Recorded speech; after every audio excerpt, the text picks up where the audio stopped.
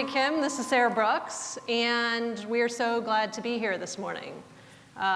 It's tremendous to be following the award winners. I hope that we can have some results. Thanks, Laura. That we can report. We're here to tell you about the beginning of a story that we're just embarking on at the Department of Veterans Affairs. So what we're going to do today is talk to you about our experience setting up the first cabinet-level chief customer office in the federal government, in the United States federal government. And we're going to talk about the fact that we're at the intersection of these two transformations. One is at VA, where we have set out to change our relationship with customers. The second intersecting thing that's going on is there is a much larger transformation going on in the US federal government right now, where many people, including ourselves, are trying to bring modern tools and practices, such as service design, into the way that the United States government serves its citizens. So we're going to get started on that, but first we're going to talk to you to just explain to you how we ended up in this interesting spot.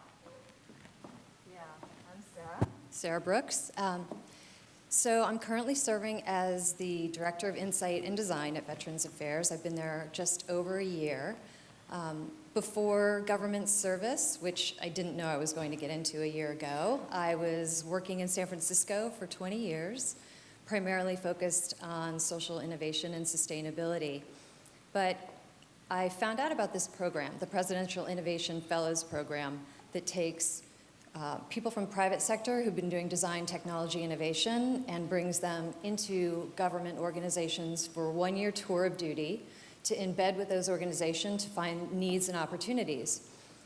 And specifically, last year, there was a call out from Veterans Affairs to bring human-centered design into the organization. And I just thought, like, that's incredible. What does that mean? I'm very curious to find out. So I applied. I was lucky enough to get chosen. And you know, in addition to just understanding what they were hoping for from incorporating human-centered design, I also wanted to learn more about veterans and the culture of military service and what motivates people to join military service, since it wasn't something that I had a lot of exposure to prior to joining. So that tour of duty ended 3 weeks ago, but I'm continuing on now. And so I'm Julia Kim. I am not a designer, so I'm tremendously honored to be here with you all because I call myself design adjacent for about 10, 15 years. As I said, I was out at an organization called the Institute for Creative Technologies. It was out in Los Angeles. And we were trying to push the next generation of interactive systems. So I got to play with things like virtual reality and artificial intelligence-based systems. But most of that was funded by the military, the United States military, which is the single biggest funder of research here in the United States. And what we were doing was somewhat disruptive to the military. So that gave me an up-close and personal view of what it is to try to change what you can imagine as a fairly entrenched organization, a fairly entrenched bureaucracy. Furthermore, through that, I spent about 10 years getting to know military people, as well as their families, and also saw them start to leave the military and see some of the challenges that they had. And these are folks who are incredibly driven, smart, and then going on and continuing to live their lives. So when I saw the opportunity to apply to join VA at this really interesting moment, I jumped at the chance and also was lucky enough to be chosen. So I am the Director of Special Programs, and you can think of me as the bureaucrat and Sarah as the designer. So what we're going to do now is talk about our customers, because that's really where things start. And there are 22 million veterans in the United States. About 9 million of them use VA services. And we are going to talk, Sarah's going to talk in a little bit about the work that she's been doing to try to understand them better. but I'm going to just tell you quickly about 2 veterans that I know, just to give you some context. First is my pal Tom. He's married. He has a Labradoodle. He also happens to be an F-16 pilot. He is now in the National Guard, which means that he only flies on the weekends, and during the week he actually works for a tech startup. So for Tom, he's got actually access to private health care through his own company as well as his wife's, or he could use VA. He has used VA services to go to school. He went back to school at Johns Hopkins and was able to use the GI Bill, which is a benefit that he earned. So that's Tom. Then there's Davey. Davey is a retired Master Sergeant Marine. He is a CrossFit fanatic. He's probably what you think of when you think of kind of the stereotypical Marine and military person. He is also a double amputee. He lost both of his lower limbs and had to get out of the Marine Corps. But the guy does not like to sit around. In fact, 3 months after he lost his limbs, he was standing at his best friend's wedding as the best man.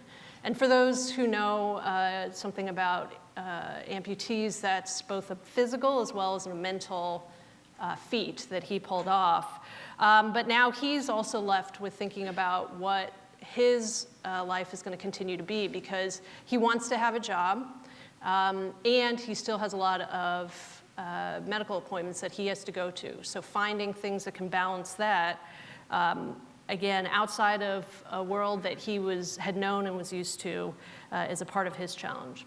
So those are 2 of our 9 million customers at VA. We also support families and supporters of veterans. So spouses, children, as well as folks who just drive people to their appointments. We even amazingly have 1 child of a Civil War veteran still in the VA system. It was a very old Civil War veteran who then had a child who is now also very old. So that's our customer base. And as I said, Sarah's going to talk more about what they look like in more detail. But let me just quickly run through who VA is. And, oh, we don't have the other slide. So VA is the 2nd largest federal agency and the 2nd largest federal agency. We have over 350,000 employees. So if you want to think about organizational change like folks were talking about, that is on par with a Fortune 10 company. We have 3 big categories of services. Healthcare is, I think, the one that folks know the most about. We're the largest healthcare system in the country by far. We have 150 hospitals all around the country and overseas. We have 800 outpatient clinics. We offer soup to nuts medical care for folks who need it. The second set of services that we offer are social services. We offer employment. We offer education services. We offer home loans. We are truly a mini government inside the federal government, and that has to be something we deliver against. And then we are a government agency, which makes us unique from a Kaiser or from local services. So if you think about any one of those 3, delivering on them in the private sector is not easy. VA, as a federal government agency, doesn't have a choice. We have to be good at all of them. Unfortunately, right now, VA is not. For those who are in the US and have seen the headlines, we at VA have not been delivering on the promise that we have made to veterans.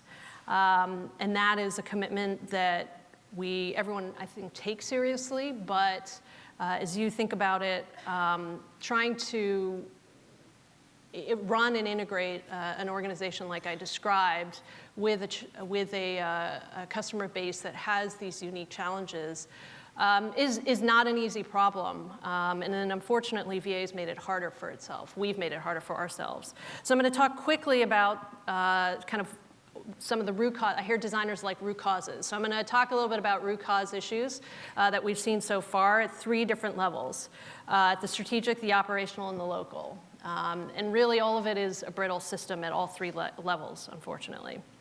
So first, at the strategic level, this is something I think that will be familiar to you all, which is is the military says, we've been mistaking tactics for strategy. There hasn't been an overarching view of what business are we in and how are we going to best deliver on that for our customers. There has been a heavy focus on process reengineering in place, which has really been about patching over the existing system. You all in this room know better than lots of other folks that that can only get you so far. And so strategically, there just hasn't been a good orientation, and they've been trying to brute force and waterfall their way out of this. Operationally, the products and services also are not well designed. As I said, they've been focused a lot on the back end in this process reengineering, and there really hasn't been, we're calling design an underdeveloped muscle. Really, it's not developed at all inside VA. So there's certainly not any thought around trying to do this as a coordinated end-to-end journey along the lines of what you all think about every single day. Furthermore, operationally, we're deeply, deeply siloed. If you think about any of the largest companies that operate, I imagine many of them look the same, and we have that going on in spades, unfortunately. So the third level now, if we've gone strategic operational now, there's also just at the local human-to-human touch points. That has also not gotten enough attention. You can't, if you've, there's a saying, if you've walked into one VA facility, you've walked into one VA facility. Customer can't count on walking into one door and say, I know what I'm going to do, I know how to get it. They can't count on getting their question answered consistently. They ask 3 people the same question, get 3 different answers.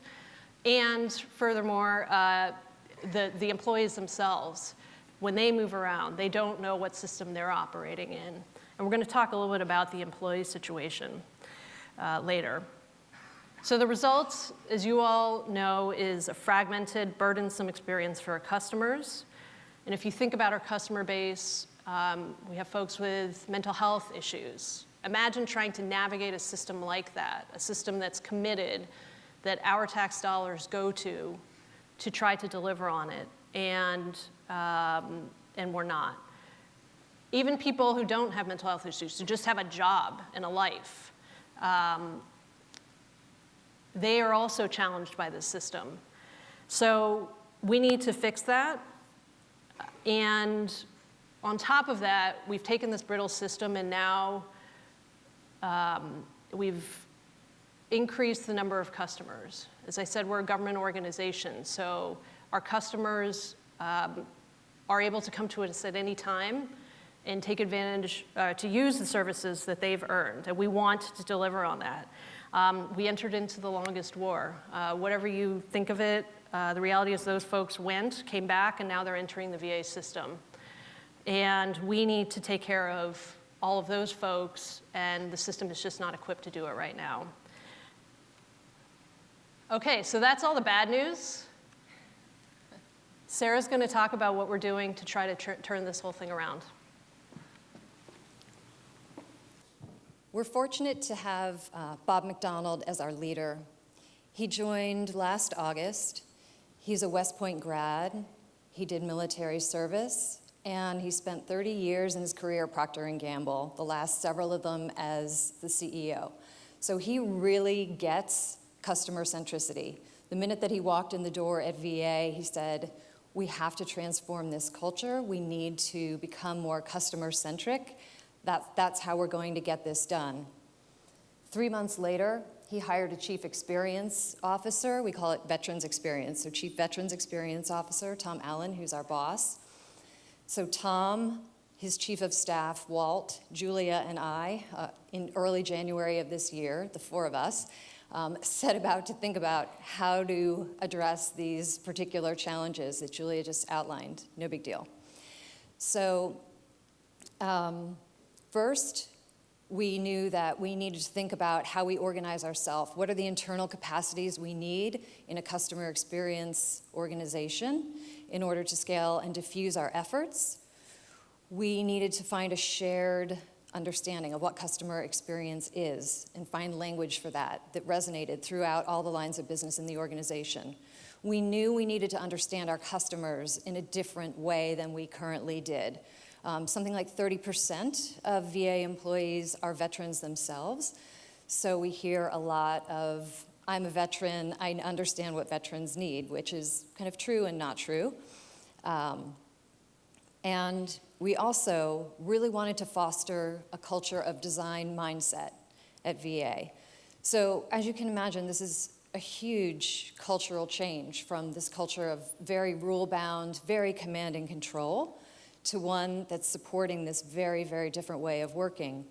So in terms of how we organized ourselves, we really wanted to prioritize the insight and design practice, as well as measurement, working at the local level, seeing and solving at the local level, distributed throughout the country, and through all the medical systems and regional office benefits offices and National Cemetery Administration. We wanted to be in charge of some of the important pieces of the enabling technical infrastructure that supported us understanding who our customers are and how they're taking advantage of our services, and operationalize. We knew we needed to figure out how to operationalize all the change through the organization. So we wanted to really develop this looking of end-to-end customer journeys for all of our customers. So where do we start? And also, who designs services at VA now? Or in general, who designs services for the government? And so interestingly, one of the answers is Congress and lawyers. Congress and lawyers play a huge part in policy that trickles down into service design for government services. It was something that was new to me.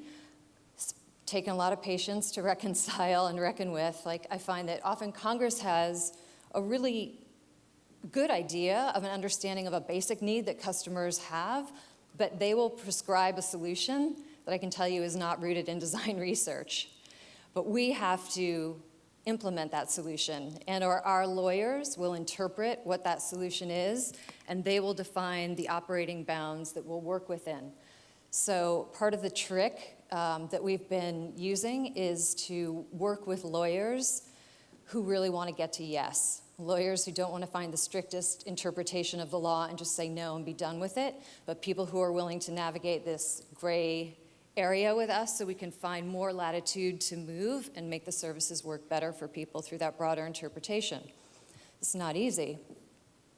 As a group, one of the things we did start doing together early in the winter was benchmarking customer service organizations that you all know. So we were taking a look at people, organizations that have customer centricity in their bones, and one of the very foundational aspects of them, of course, is that they're very employee-centric. They give employees all the tools, support, mechanisms around, incentives that support them doing what they need to do for a customer in any given situation, and kind of improvising and having latitude. And what we found is at VA, our employees have not had this kind of latitude. We haven't had an employee focus and haven't had that perspective of you have to start by empowering and enabling employees to deliver great customer experiences. So that is a loop and a connection that we are trying to make when we're talking with senior leaders about how to support our employees better. Another thing that we all talk about a lot with these services is delight, of course. We want to delight our customers. Well, at VA, our aspirations are not quite that robust at the moment. We just aspire right now to do right by our customers. That is the bar that we're going for. So how do we do right by all these people who have served and deserve good service experiences? We've come up with 3 very, very simple principles, but we're socializing these through the organization, using these to start these different conversations about how we prioritize efforts. We say we just want to be predictable, consistent, and make it easy to be a customer at VA. We're finding actually that this really resonates for people. Another thing that we really place a great emphasis on is doing immersive research. So we want a lot of thick, qualitative data about who our customers are. This hasn't lived in VA before. It hasn't been a capability that's existed. There's one antecedent to this at the VA Center for Innovation. It's a small and mighty group led by Amber Slining, who's here, who was pushing this idea of experimenting with human-centered design and design research 2 years ago. VA Center for Innovation produced a report because it's the government and people love reports. But it was a beautifully designed report, and it actually showed the power of presenting information in a way that is familiar and comfortable to people, but like with a very designerly twist that made all the difference in terms of the impact that it's had throughout the organization. So following on that research 2 years ago, last fall, I went out on the road with 5 other researchers. We spent several weeks. We crossed the country. We talked with over 100 veterans from all eras and branches of service about their experiences with VA. What was working, what wasn't working, what did they expect, what did they need? And we also tried to find people through VA, customers of VA's networks who weren't using VA services. So if you're not using the services, why aren't you using the services? That was something that we really sought to understand as well. So we created the kinds of things that designers typically create when we do this work that we delivered for Veterans Day last year. We created personas, and I have to say that they had a really great impact. We printed them on cards. We handed them around like crazy to the leadership team. Everybody loved them, and I took it as a great compliment when somebody at VA told me, "Your persona cards have gone viral." I was like, is that possible? But thank you. Just to say that like they were resonating for people. This portrait of who the customers were and how they were accessing VA services, because I think it was the first time that people could see thinking beyond sort of traditional demographic slices. I think VA has sort of a typical pattern of thinking a World War II veteran needs this, an OAF veteran needs this, a woman veteran from OAF needs this. And so this kind of showed these different people share a lot of the same needs for service provision, but they may need them delivered in slightly different ways as well. So lastly, building this creative muscle around co-design within the organization, we're beginning to roll out human-centered design training. So we know this has to be attached to projects that people are already doing, otherwise it's just like an abstract thing, and we don't need another abstract thing. And no one at VA needs like yet another training just to have a training. But we really do want to deeply infuse these design mindsets and flexibility of thinking, risk-taking, small bets, like all of that stuff really into the culture. So we're just beginning this journey, doing a training in a couple weeks and planning for more throughout the next year, as well as beginning another year of design research and interventions in the field to deepen that persona work and really expand on it. It was just a really amazing experience to be out in the field. These are just a few of the people that we spoke with. And I mean, I've done a lot of research in a lot of industries in my career, but I think there's been something profoundly moving and just sort of character shaping, I think, in a way, with the research that I did last fall, because people share such personal stories of the things that they've been through, and those experiences they're deep. I mean, I've listened to women talk to me about military sexual trauma. They've cried. I've cried. I've listened to lots of guys tell us stories about being blown up, their friends being blown up, people going back to school, trying to get the support they need from our psychological services. It really is a big responsibility to serve these people, and these are just absolutely incredible human beings. So it's just a deep, deep honor to work with them. And we're also doing a lot of co-design. I think many people talked about that yesterday, actually, because there's so many people at VA who want to be engaged in a design process. They've got all kinds of ideas, but they just haven't had these mechanisms and venues to get their good ideas into motion and make something really happen with them and see them through. So we're doing a lot of co-design with people who have all different kinds of expertise throughout the organization because there are these bright spots that are everywhere around care, innovation, around prosthetics, and so we're just trying to find those, link them up, and amplify those efforts with our work.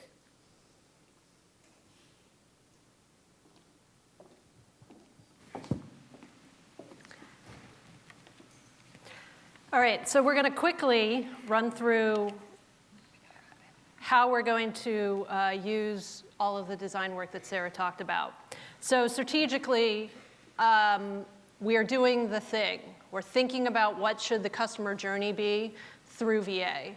And what we've said as our goal is to build trusted, lifelong relationships with veterans. And that lifelong part in particular is one that we're trying to help people get their heads around because the government is, the government is in a lifelong relationship with its citizens. Operationally, we are doing some enterprise efforts.